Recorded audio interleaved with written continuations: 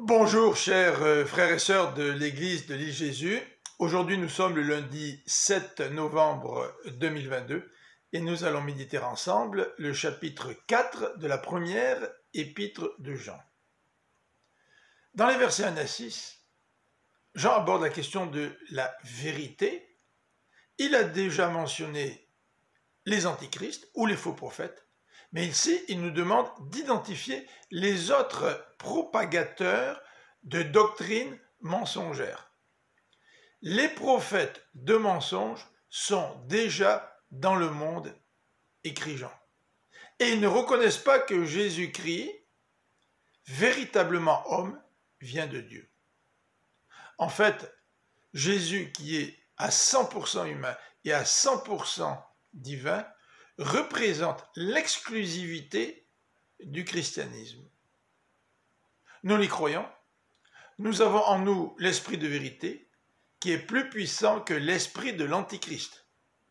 C'est pourquoi nous avons la victoire sur ces faux prophètes qui font partie du monde et que le monde écoute.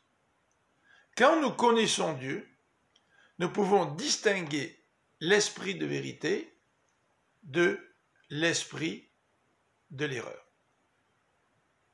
Dans les versets 7 à 21, Jean va aborder un autre des trois thèmes centraux de son épître, c'est celui de l'amour. Aimons-nous les uns les autres, car l'amour vient de Dieu. Celui qui connaît Dieu et qui est né de Dieu va aimer son prochain, écrit Jean. Pourquoi? Car Dieu est notre exemple. Et il nous a aimés le premier, en donnant Jésus-Christ son Fils unique pour qu'il meure à la croix pour nous, afin que Dieu soit apaisé envers nous, afin que nous soyons délivrés de la colère de Dieu qui pesait sur nous à cause de notre péché. Jean va utiliser l'expression suivante, Dieu demeure en vous. Et il va expliquer que si nous nous aimons les uns les autres, Dieu demeure en nous. Il va donner une précision suivante. Comment savoir que Dieu est en nous? Eh bien, nous le savons, car l'Esprit de Dieu nous convainc de la présence de Dieu dans notre vie. Si nous reconnaissons que Jésus est le Fils de Dieu, j'ajoute que Dieu demeure en nous.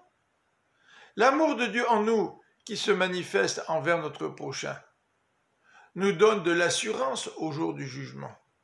Nous ne serons pas condamnés.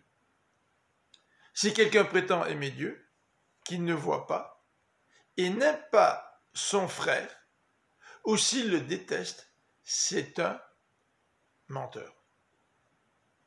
J'espère que chacun d'entre nous, nous pouvons manifester cette nouvelle vie que Dieu nous donne, notamment par l'amour que nous avons pour notre prochain.